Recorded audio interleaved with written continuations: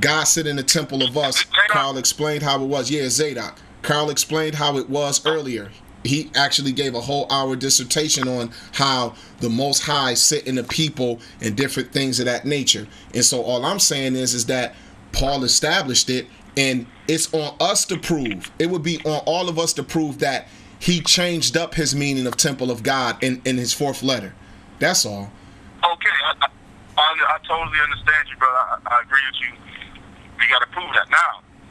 Just like you said, you don't see Zerubbabel building the temple. You don't see that like we see it. You know, we go to scriptures and look at that.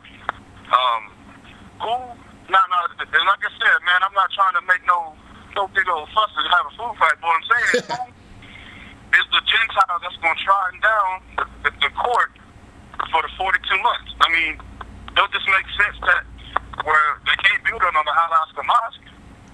They got this open space called the Court of the Gentiles that's still open to this day. Don't you think that verse 4 could be speaking about the same place that they're going to be building on the Court of the Gentiles that the angel said leave out and mention out? You see what I'm saying?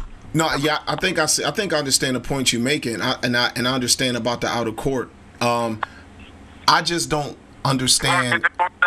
I just don't understand. Is that not physical either? What? The outer court? The court of Gentiles. You think that's a part of your mind, or you think that's a real physical place?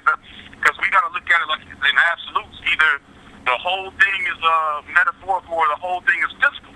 Well, no, not necessarily. And the reason why I say that is this: is that the Messiah said in Matthew 20, in Luke, he actually said that the outer court, that Jerusalem would be trodden underfoot of the Gentiles until the time of the Gentiles be fulfilled. And he said that would start after Jerusalem was destroyed.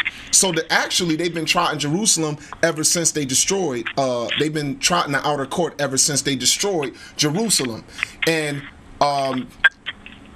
so I'm not saying that the outer court was like a meta, like a allegory or something like that. As far as I know, the outer court was a literal place that basically is basically showing that the Gentiles have control over Jerusalem. Okay, now we know that the Arabs ain't Gentiles because they're Hebrews. So the Alaska Mosque ain't trying over for the Gentiles. It's empty place now. In Daniel 2:44, he said, "These kings shall rule until the day where he set up his kingdom."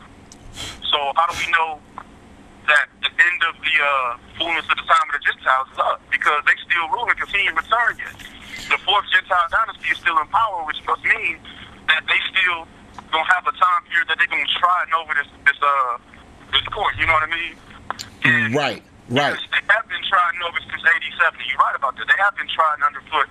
But he said at a specific time, we're not going to measure this part. We're going to leave this out. It's going to be tried over for 42 months specifically. Right. Specifically, they're talking about during the time of the day of the Lord, when he get ready to come back. During the time we call the Great Tribulation, which y'all said the Great Tribulation already been done. So we said it started. We said it started. It has started. Yeah, go ahead though. Okay, so it started. So if it's already started, then as it states in Revelation 7, and it deals with John being in tribulation, and he was in the tribulation, that he's writing about when the 7 seals is broken open, and when you get over to the trumpets get ready to be blown, he called that a time of great tribulation, and that's going into a time that is in that time period of 42 months, 1,260 days, 3.5 years. Would you interject real quick, Paul? Go ahead. After, I'm sorry, Brother Zadok and Brother James, I'm trying to cut you all off, but you got to remember in Revelations 11, he's talking about these last days, because we got to remember in 10:7, he talked about in the days of the voice of the 7th angel. We know this is end times. This is end times he's dealing with in Revelation 11, because after that he talked about they're going to have to trample over this court for the Gentiles 42 months. And this is, immediately after he's talking about in the days of the voice of the 7th angel, which means these 66 trumpets must have sounded. but then he's telling them about this court not to leave out. You see what I'm saying? And I'm just wondering, is there any way y'all can see that 2 Thessalonians 2 and 4 can have anything to do with Revelations 11, 1 and 2? You see what I'm saying? Like, yeah. Can y'all can see that, kind of? Right. Yeah, I actually understand what you're saying. Now, when you actually look at that, one thing that's interesting is that there is nothing written in there about a man coming to stand in the temple. There is actually like man of sin, son of perdition. That's one thing Revelation never says. Like nowhere in it does it say abomination of desolation, nor does it say man of sin, son of perdition, standing in the temple. There is nothing given of any man, period, standing in the temple in Revelation 11. So what I'm saying is that whatever we see there, I'm not just automatically correlating it with 2 Thessalonians chapter 2. Just like what leads up to these seals being, what leads up to the trumpets being blown is the seals being loosed. And when the seals being loosed, quote unquote, that's not even all in agreement, because some people are still believe the seals are to be loosed, and we believe that some of the seals have been opened already. So when it comes down to it, Revelation is definitely a big old book. It's just like when you go right into chapter 12 and he start to see the vision of this dragon and this woman and the man child, and all of his vision. Now when he saw this woman and this and that, all his vision wasn't just everything that was to happen past him, but even some of the things, he was even showing things that already happened and things that were to happen to connect to those events that had already happened too.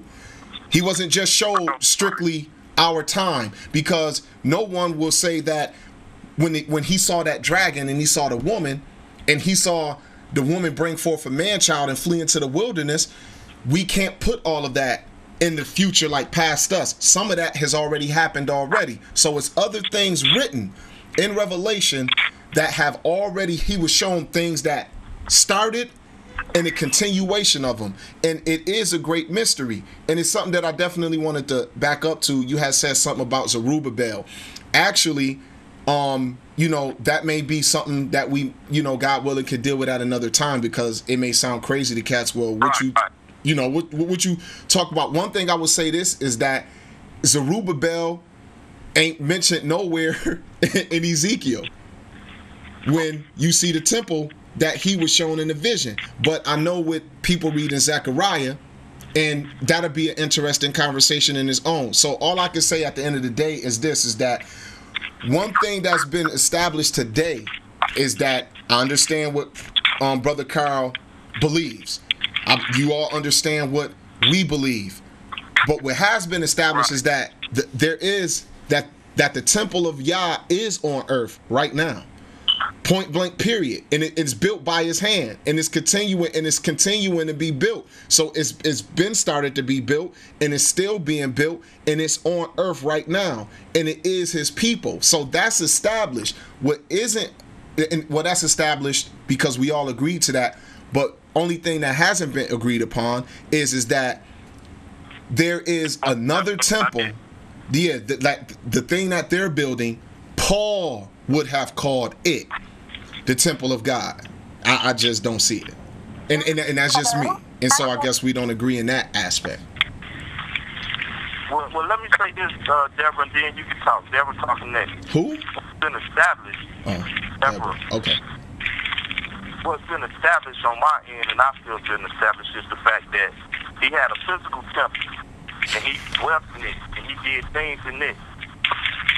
Then he had what he called a spiritual temple by the mouth of all the Paul's writing and stuff, which he called the people.